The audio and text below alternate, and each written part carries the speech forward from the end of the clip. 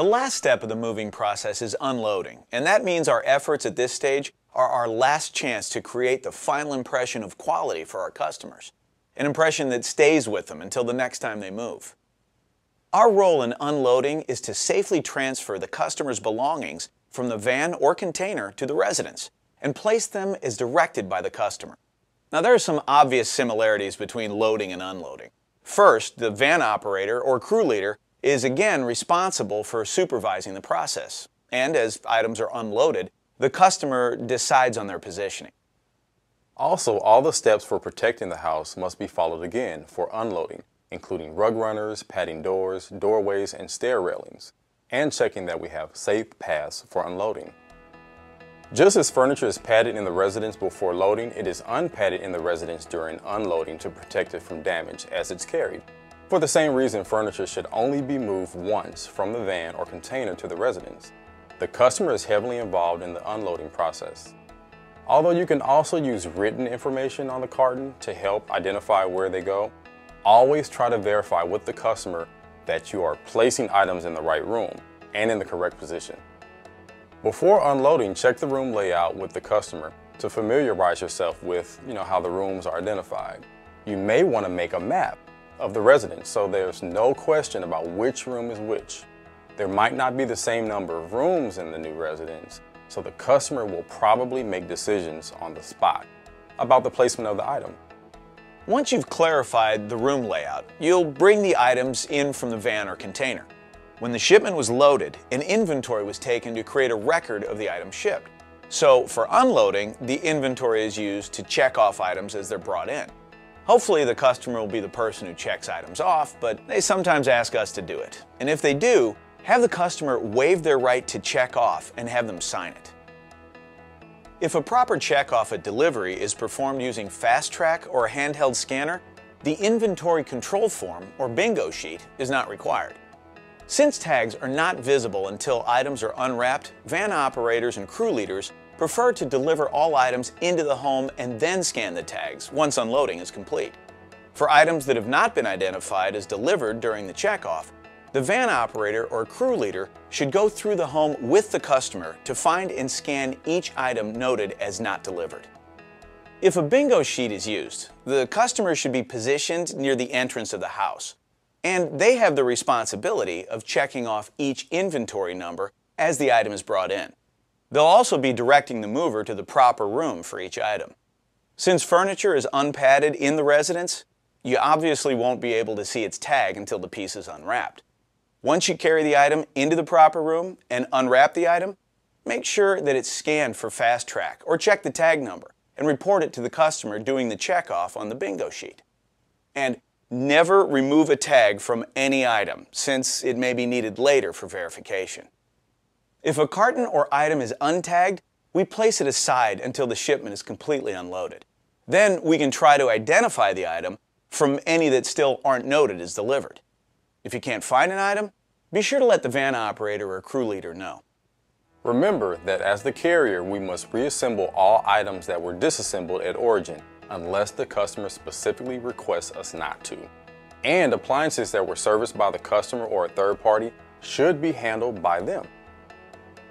Unpacking cartons is not always a part of the move. It's really an additional service that's available to our customers when we're authorized to do it.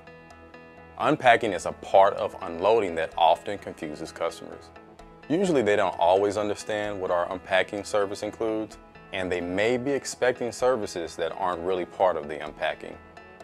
Or they may change their minds and not want to be unpacked at unloading. It's important to be clear on what unpacking is. Unpacking normally only includes unpacking cartons and placing the items on counters or suitable flat surfaces, hanging clothes in closets, and removing packing debris. Unpacking isn't handyman or maid service. It doesn't include things like cleaning items and actually placing them on a shelf or in a cabinet, putting up shelves, hooking up computers or stereos that were serviced by the customer, making beds, or putting in shelf paper. At unloading, the extent of unpacking should be discussed between the customer and the van operator or crew leader.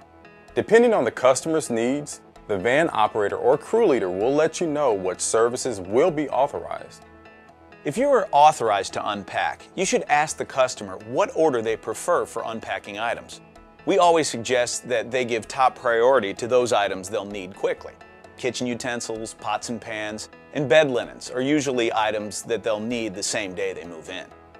When unpacking, unwrap items completely and look carefully for any small pieces. Place items close to where they'll be needed, but never place them where you or the customer would be likely to knock over or damage them. Also, as you unpack, keep an open carton for packing debris. Unloading items is essentially the reverse of loading the items. Rugs are unloaded first and placed where the customer requests. This guards against us having to move furniture a second time if it's going to be placed on a rug. Mattress cartons are unpacked at the front door. We never carry them through the residence, since their size could cause damage. When bringing cartons in on a dolly, bring the dolly to the door but never inside. The dolly wheels could scratch or damage the customer's floor or carpeting. When you do bring a dolly into the residence, such as an appliance dolly, have it travel over rug runners. Before doing so, check first to make sure you have adequately covered the floors leading to where the appliance will be installed. Again, we unwrap all furniture in the residence, not in the van or container. And while we're unwrapping, if we notice any obvious damage, it's important to let the van operator or crew leader know about it. If we see a carton that's been damaged or crushed, we take it to the van operator or crew leader so it can be opened in front of the customer to check the condition of the carton's contents. Always take pads back out to the van as you return for more items. If you leave pads in the residence for later removal, they will get in the way. Cartons should be placed on the floor or on top of other cartons with the label facing the room. Never place cartons on the top of the furniture as they could scratch or damage it. After unloading is complete, the final step of the job is cleaning up.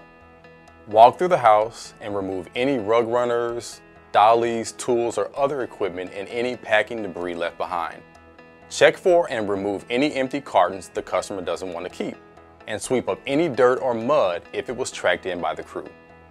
Again, this is all really important in leaving the customer with a lasting positive impression of their moving experience.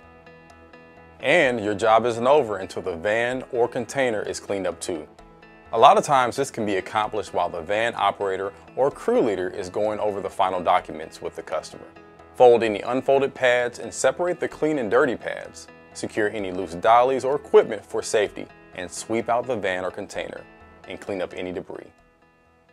And remember, the van operator or crew leader is the boss during unloading. They're the ones who set the pace and give us our directions. Any customer questions or situations that we're not sure how to handle should always be referred to the van operator or crew leader.